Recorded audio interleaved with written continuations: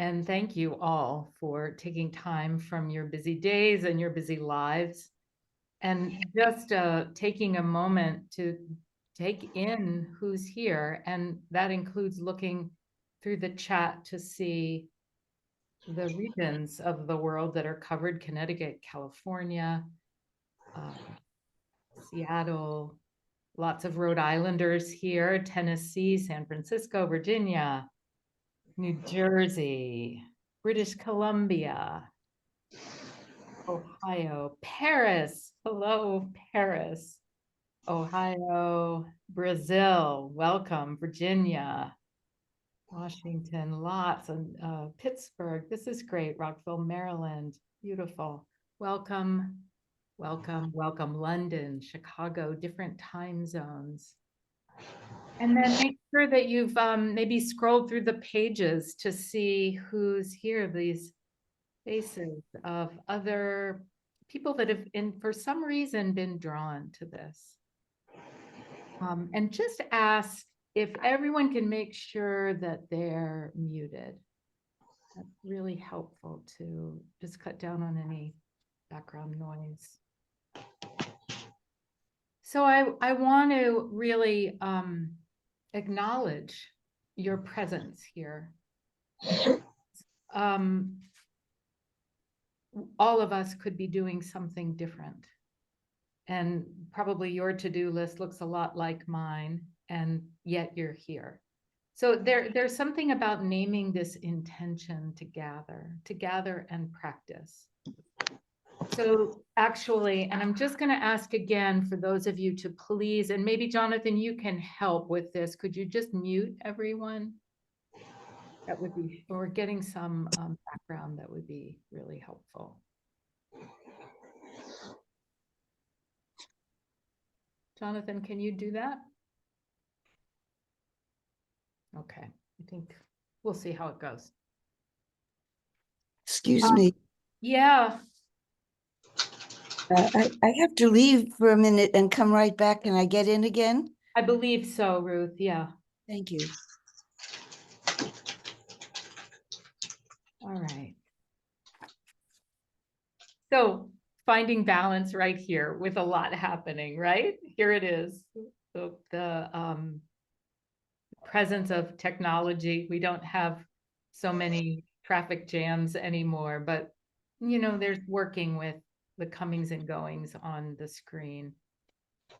So again, I just want to really recognize your intention for being present to this. The actual spring equinox was yesterday. It was yesterday, March 19th at 11:06 p.m. Eastern Daylight Time. So depending on where you are in this world, it might have been a little different. And it's a day early. Usually it's the March 21st, but it's a day early because of leap year. And as I read that earlier today, I was like, wow, we just mess with things, don't we? We humans, we mess with time. And, you know, we've got all of these ways to configure ourselves so that we can connect at a certain time of day. And yet, through all that calculation and figuring out, the sun keeps shining, the earth wobbles on its axis, and yet stays steady. And that's really what we're going to be discovering today for ourselves, seeing what's present in the wobble and in the steadiness, the rewriting. So would invite you just to take a few moments here to arrive and to welcome yourself in this arrival. So whether you're sitting or standing, lying down, however the body is positioned, feeling the uprightness and the ease both.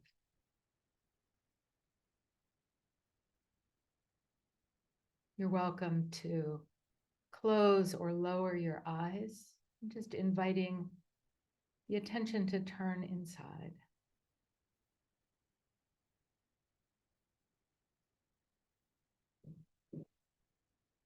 And even in these first few brief moments, just an invitation to settle and to remember your intention for being here.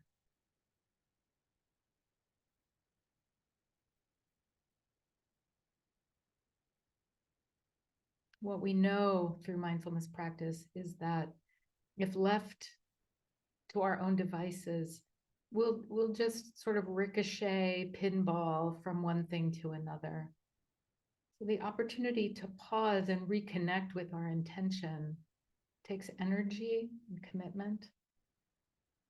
And even in this brief arrival practice, it's some way that we can align ourselves, both with ourselves and with the group.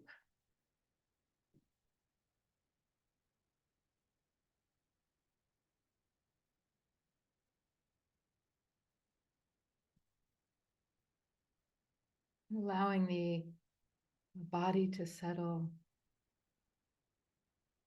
maybe even the mind to settle a bit, but without any force or pressure.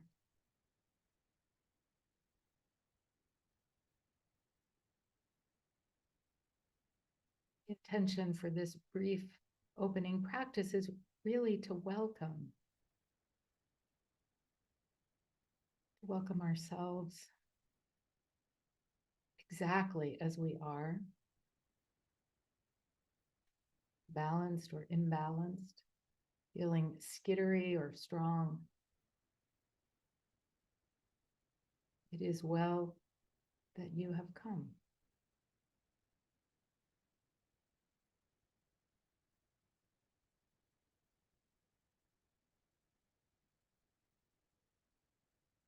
And now inviting a gentle and slightly deeper inhalation as we shift. Can begin to open the eyes, maybe take a stretch or two.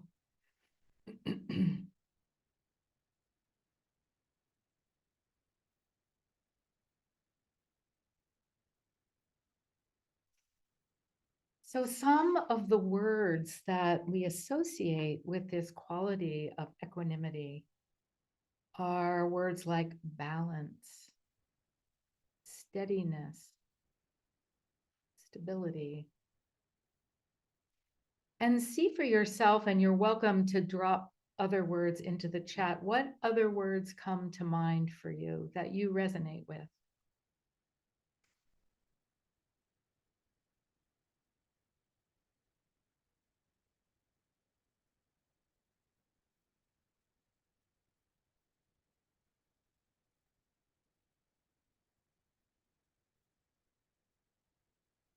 Entering the light, peace, flow, growth, grace, rest, reconnecting, enough, tranquility, attunement, regeneration, wholeness, balance, present, love, acceptance, serenity, okayness, calm, freedom from suffering, beatitude, ease, comfortable presence with whatever is occurring, coming home, peacefulness, gratefulness, rebirth, copacetic. This is great. I find so much both confirming and enlivening when we share language in this way, when we share what words we're resonating with, how we connect. Community just showed up. Yeah. So thank you. And I want to give us all lots of permission to take each other's words. If maybe you were, I love the one okayness. You know, sometimes we think, oh, I'm just okay, but okayness is pretty great, you know, a lot of the time. So I want to speak about equanimity in a particular way without it being about this is how you should think about it, just one perspective, and invite you into the exploration of this. So in the Buddhist tradition, equanimity is one of what are called the four immeasurables. And these are qualities of the heart that are boundless, that have no end, that are unlimited. We think of the ocean may be as large and vast, but even it, has an end. And these qualities of the heart, equanimity being one, is said to have this and to be in us. So as human beings, we can contact this. And of course, those of you who are familiar with MBSR, we say that mindfulness resides within us. It's not like learning Italian or how to better your tennis serve or piano, and all those things are great, but it's not that kind of learning when we're learning mindfulness. And when we're practicing mindfulness, it's kind of a cultivation of what is already here.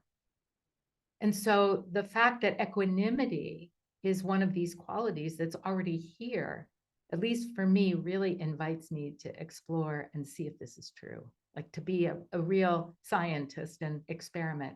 Do I know this? Can I know this? Many of you may be familiar with the quality of loving kindness, which we introduced in parts of the MBSR and other MB programs. And this is another one of the immeasurables. The others are compassion, what's called sympathetic joy, which is the joy that we can take in others' good fortune. And this one that we're going to explore today, equanimity. I think of these as representing facets of the heart, like jewels. And they can also be explored and practiced separately, which is what we'll be doing today.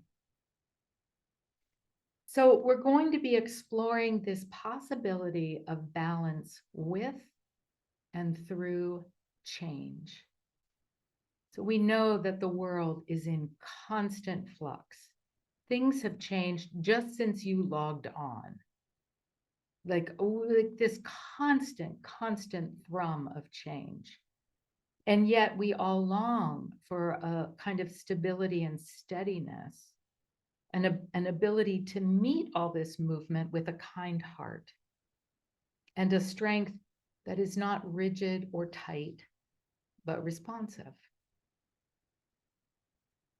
And this is really important, remembering that embodying equanimity and balance and stability isn't about being a cool bystander. We're not talking about disengagement here, but how do we meet our lives and the demands of our work and family, along with all the uncertainty that's unfolding in our world, whether that's in the domains of politics or economies, our government, so much more that greet us daily, whether it's on our phone, social media, the news, so much is changing. And how, when we know we can't put our head in the sand, how do we meet it and meet it with a kind of alive responsiveness with strength? So there's a great metaphor for equanimity, which comes from the world of ships and boats. And maybe you know about this concept of ballast. So that is the weight that's needed in a boat to give it stability. And I just learned this, that the early boats were lined, the bottoms of the ships were lined with lead. So here's this structure that is being built to move through the element of water, which is highly, unmanageable. Water will do what water does. But this weight gives the ship stability. And this is what we need for our practice, a sturdy center. So this capacity to rewrite itself in the ship metaphor and to rewrite ourselves. And I want to just name this again, a critical aspect of equanimity and balance is that we're not growing hard and brittle in our steadiness. Our steadiness is robust and flexible. Otherwise, we'll break or grow hard-hearted or aloof or removed.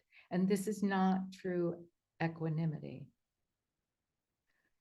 True equanimity, true balance, is a warm-hearted response to all that's changing, all that's essentially out of our control. And maybe you've known that just even in the last hour, all the things that aren't controllable. And still, can we have a sense of steadiness and rewriting? So maybe you can even feel that inside of yourself as I say these words. Because if this is a quality of the boundless heart, then it means it's available to us. This is why words can be so important. They can point us.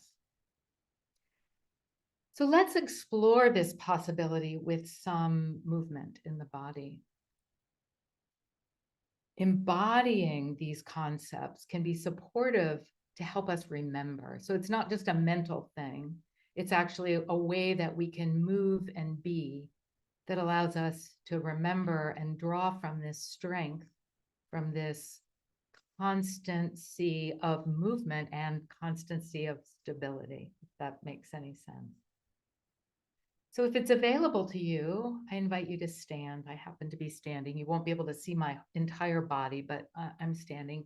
And you're also welcome to stay seated. You can do this in a chair as well. It helps if the chair is not on wheels and gives you support.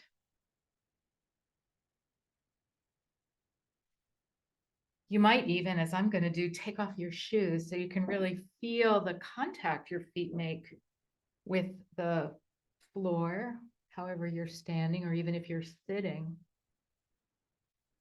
And you might, I see some of you moving, like you might just, as we change position, you might just need to wiggle around a bit, give a stretch. I'm really fond of rocking back and forth onto my toes and the balls of my feet back to my heels, kind of letting my body find its own level. So here, right here, is a rewriting resource, a way you can experiment with coming into your toes. You can even do this if you're sitting, coming on to the front of your sitting bones, so leaning forward a little bit. And you might just notice in your body what tenses, what keeps you from falling over. And then gently making your way onto your heels and seeing where that takes you.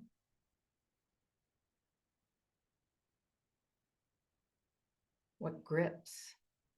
And then allowing the body to move to this balance.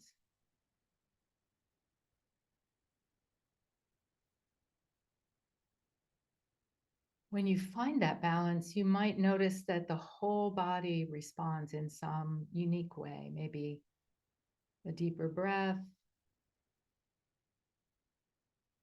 maybe certain muscles release, the shoulders, the eyes, the fingers. And when you come to this place of relative balance, is it possible to let the weight of the body just drop into the ground? The earth and our place on it is a very powerful place to reclaim our stability, this ballast.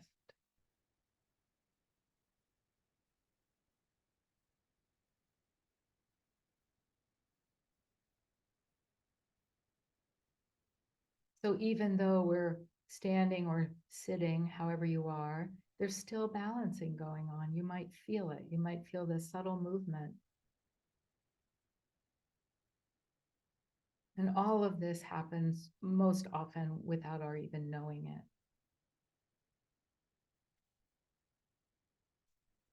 There's a deep intelligence in the body. Again, this potential to rewrite ourselves.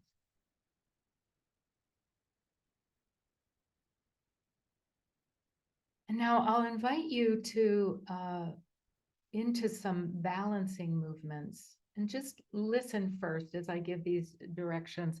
The first thing I would encourage you to do is open your eyes.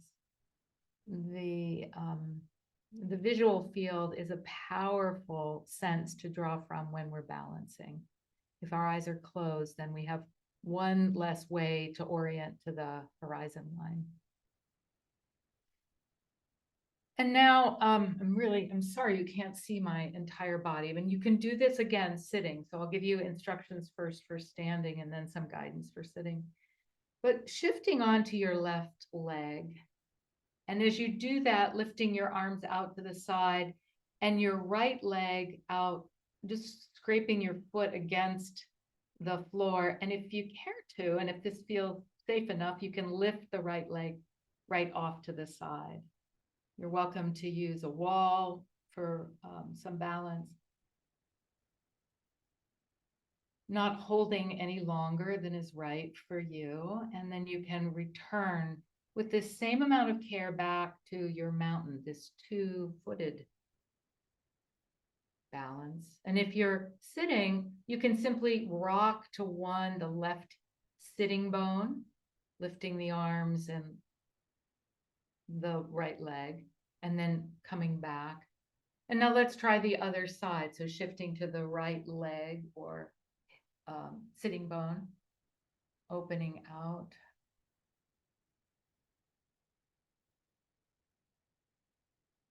Returning. And for a few moments now, just try this out on your own, moving at your own rate. You might explore synchronizing it with your breath. So inhaling and opening. And at the top of the inhale, where there's that little pause, noticing the stillness, and then returning on the exhale to this two-footed, two-hip bone balancing. Opening up.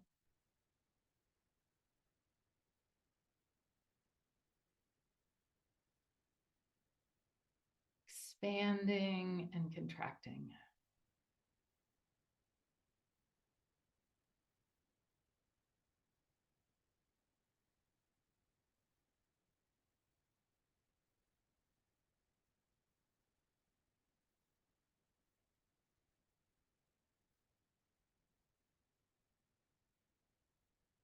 If you do this, you might notice the quality of mind and heart that you're bringing to it, the practice.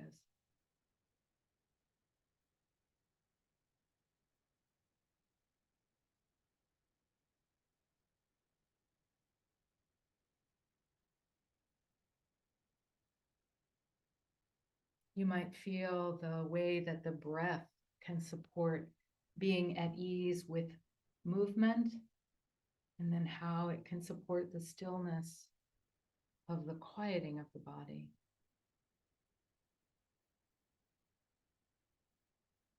And the next time that you come into mountain pose, just pause here.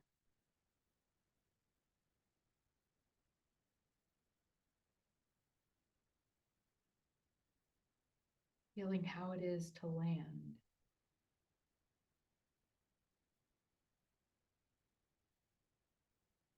What may or may not feel different.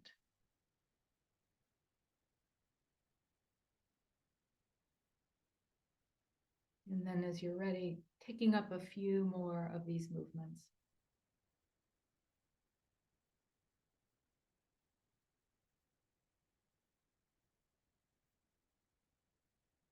Noticing how it is to keep the steadiness of your attention right with the movement.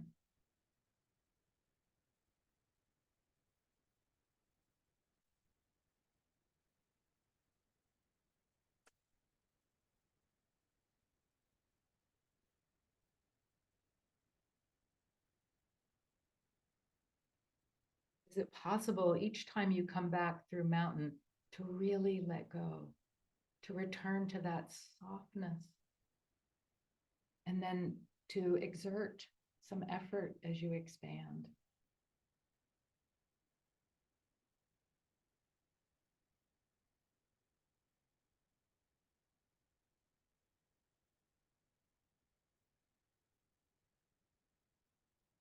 And then as you're ready, once again, coming back to the sitting or standing mountain.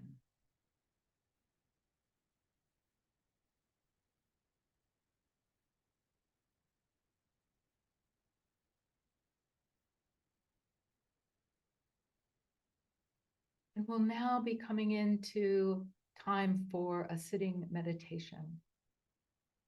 So with this same care, taking up a posture, a shape of the body that's supportive of wakefulness and ease.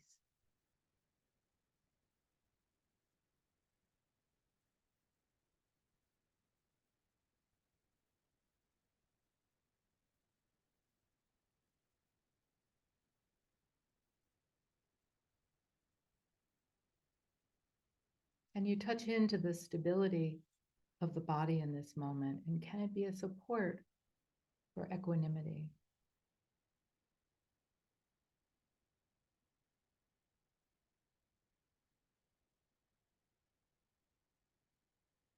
In the same way that the ship's ballast supports that steadiness, allowing the feet and the lower body to be heavy.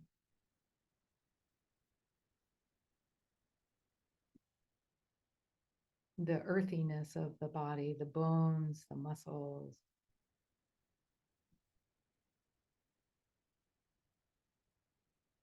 dropping into gravity.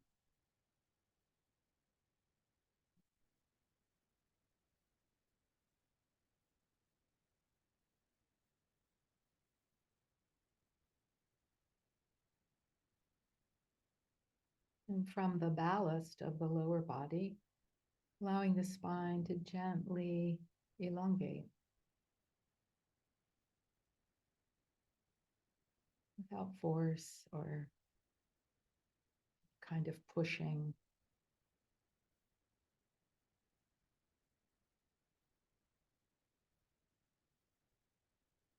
You might feel how the spine gently undulates in response to the breath.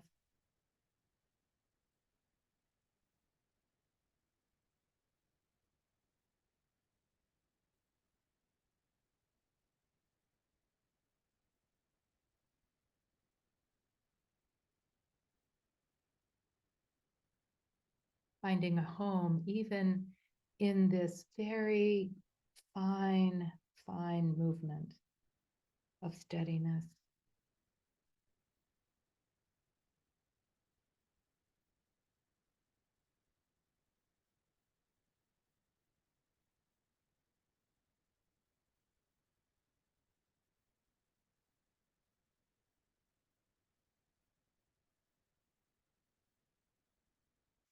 Welcome to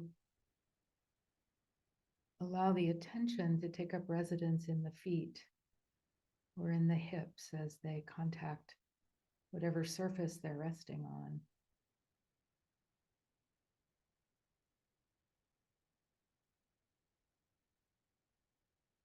We call this the anchor, any accessible, familiar, easy place to place attention as a way to stay connected to ourselves and the present moment.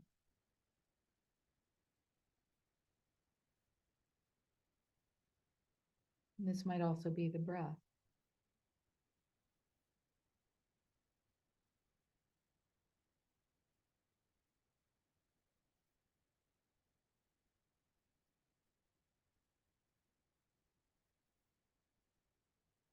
Whatever anchor you might choose, just allowing yourself to settle here, knowing that the mind may be taking a cruise all its own, navigating other waters, and just allowing the attention towards the body to be a reminder for stability, equanimity.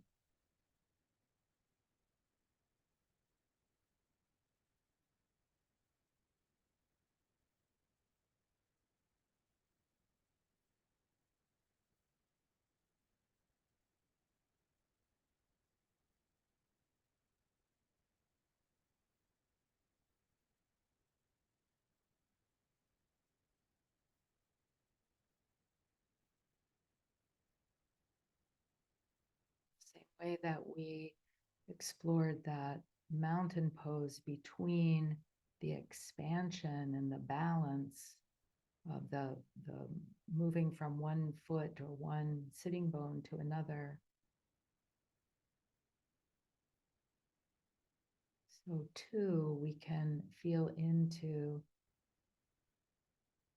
the steadiness that's present between breaths, between sensations, between thoughts.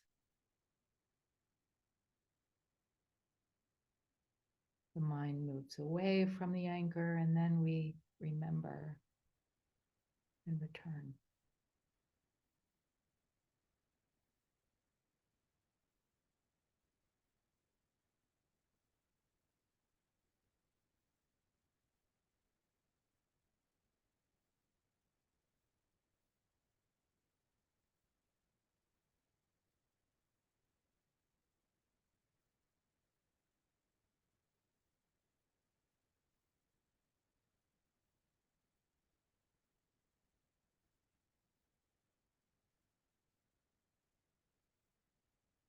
These boundless qualities can also be supported through language, through silent wishing, offering.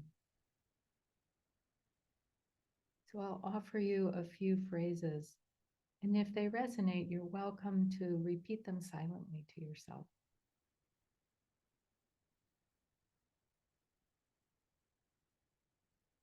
May I be balanced and peaceful.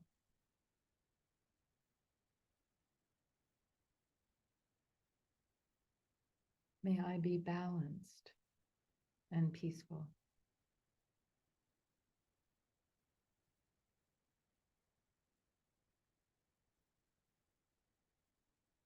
May I embrace change with stillness and calmness.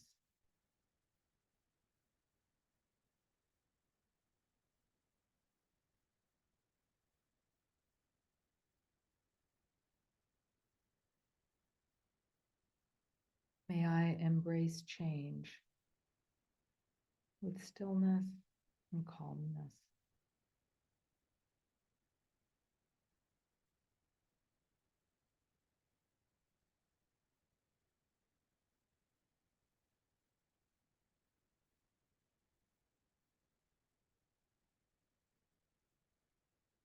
May I deeply accept this moment as it is.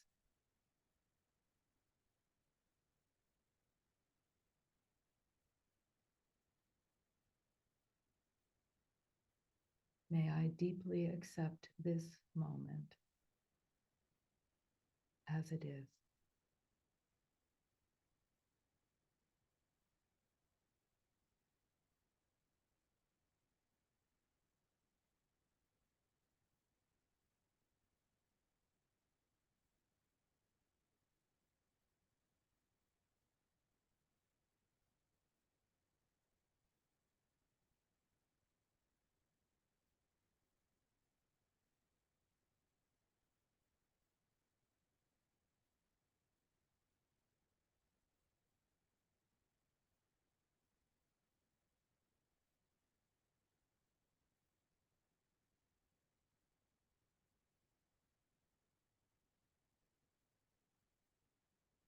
As many times as the mind may move away from whatever anchor you've chosen, as soon as you recognize it, this might be an opportunity to gently and with a lot of care offer one of these phrases and return.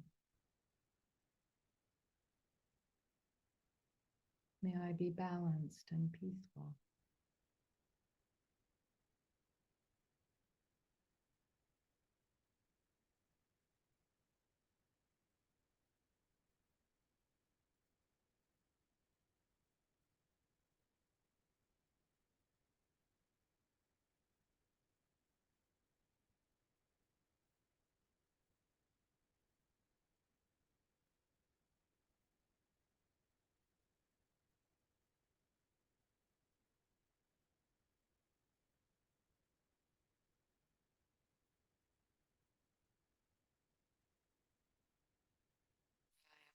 Change with stillness and calmness.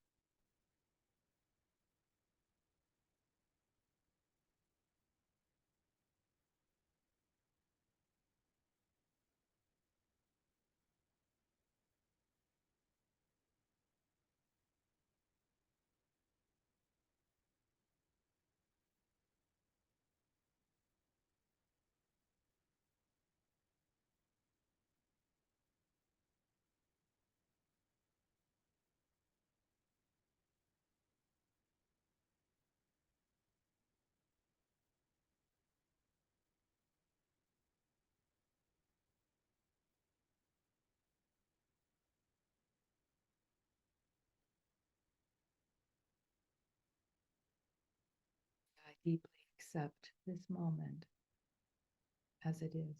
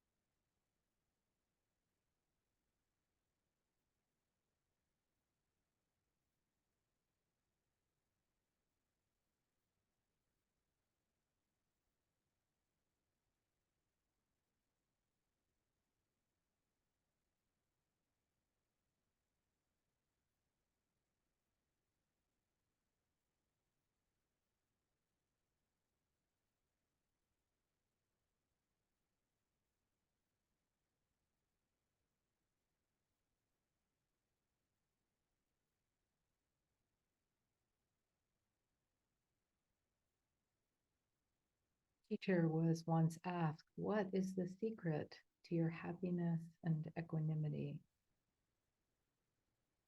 She answered, "A wholehearted, unrestricted cooperation with the unavoidable."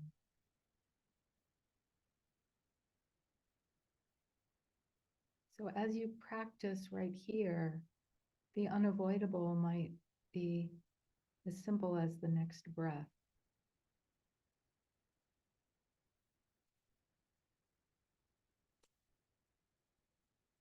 The way the mind moves off and then back.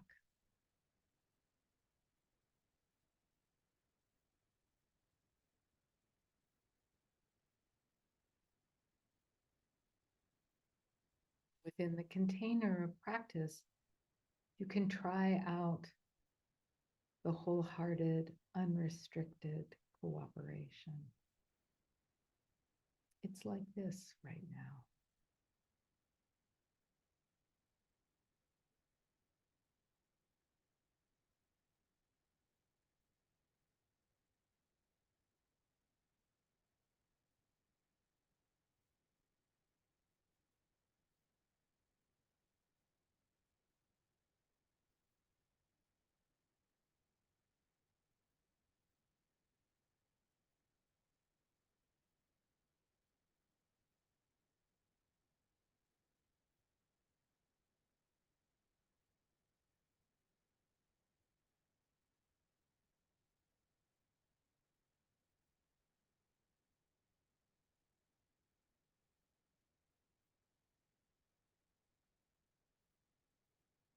Also possible as we practice, as things begin to settle, as we feel stable, to call to mind a person or a situation that may have us slightly agitated. Don't choose the hardest thing. Just inviting a sense of how might it be to feel calm, to feel balanced and peaceful in this circumstance.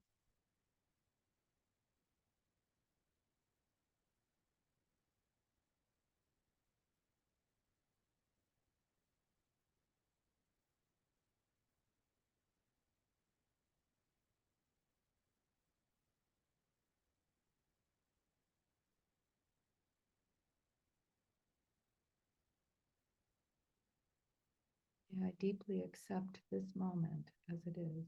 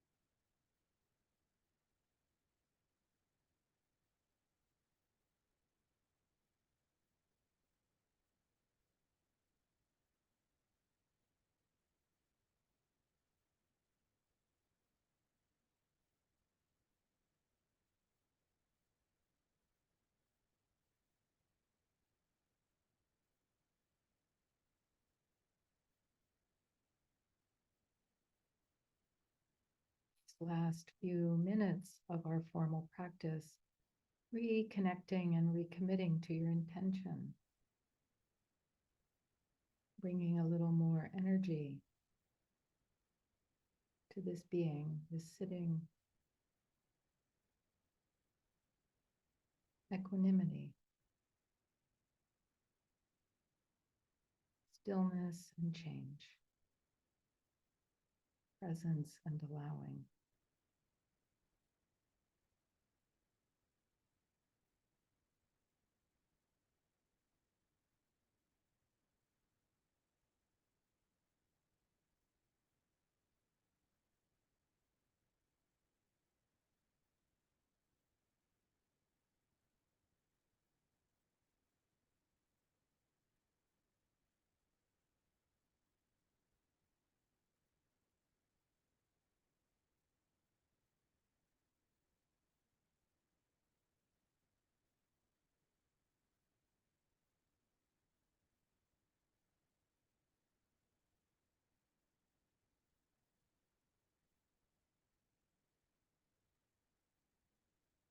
That will be transitioning, but right now, sensing into the body, to the mind, to the heart, and seeing if there's something palpable that you can feel as a way of remembering this moment of balance,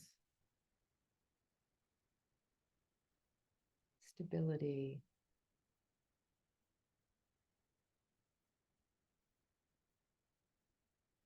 What does it feel? Are there words, sensations? This can be a powerful touchstone, another kind of anchor to recollecting equanimity.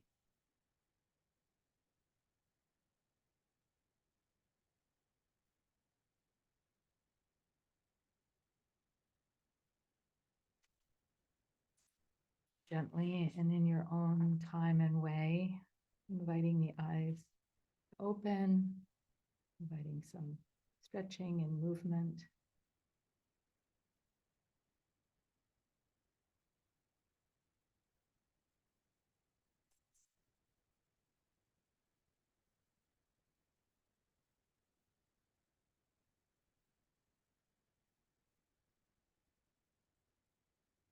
And would welcome either voices or words in the chat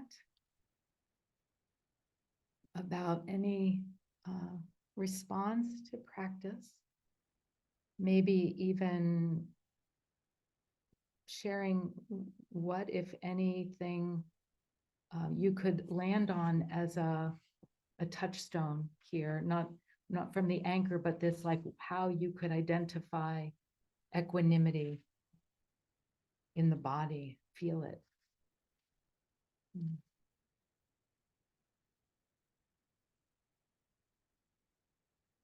So someone wrote calmness, renewing with stillness, calm reassurance, slowing. And thank you so much. Relaxing, insightful, deep peace. Yeah, can you please restate the phrase about the unavoidable? I sure will. Heaviness in the feet. Oh, so let me do this one at a time. And I saw a hand, and I'm happy to take a voice share. The teacher was asked, what is the secret to your happiness and equanimity? And she answered, a wholehearted, unrestricted cooperation with the unavoidable.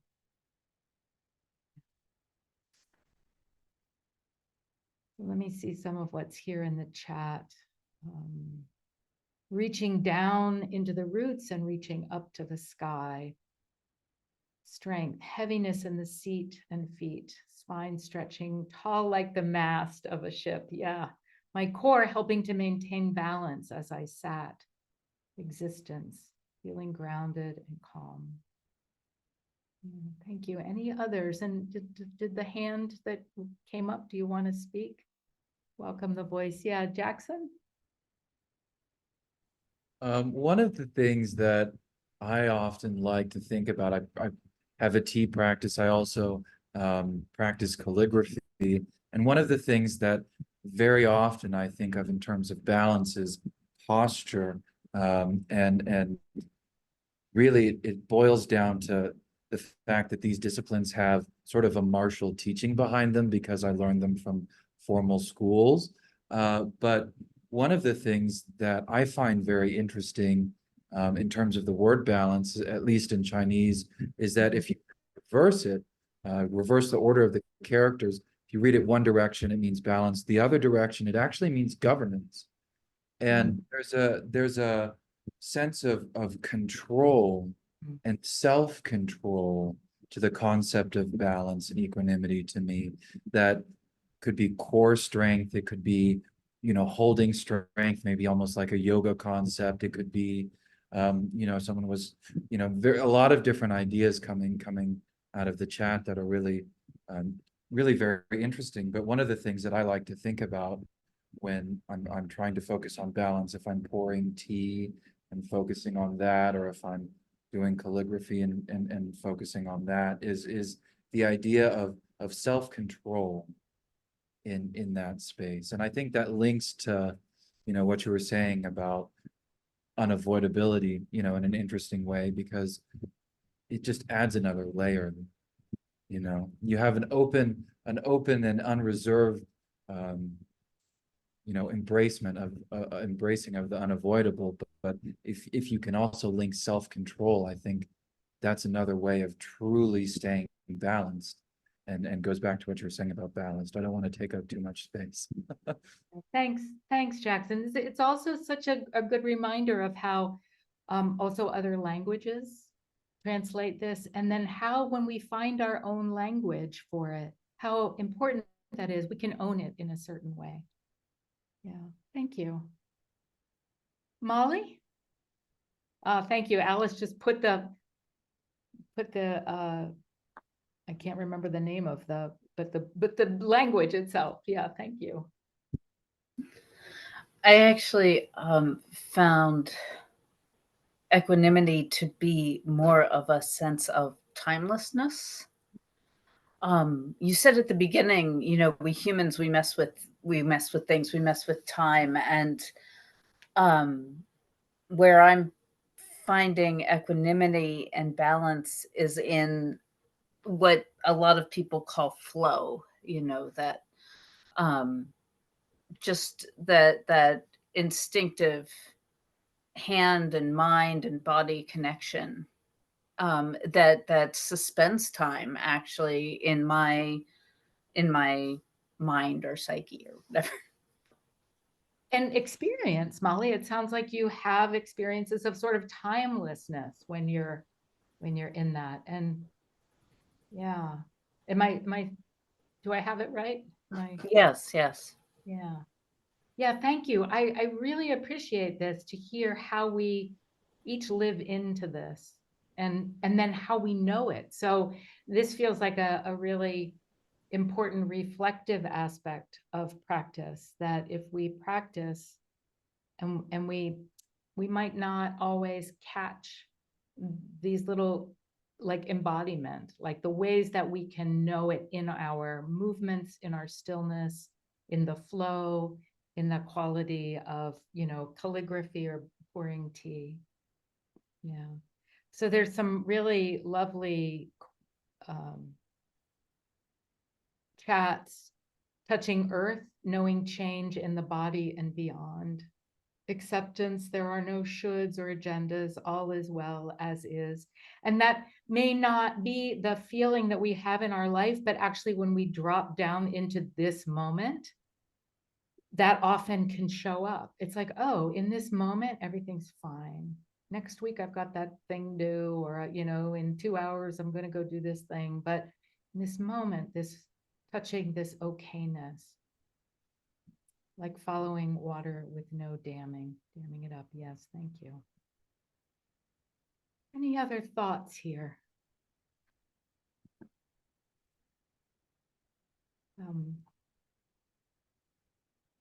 Yeah, thank you, Charles.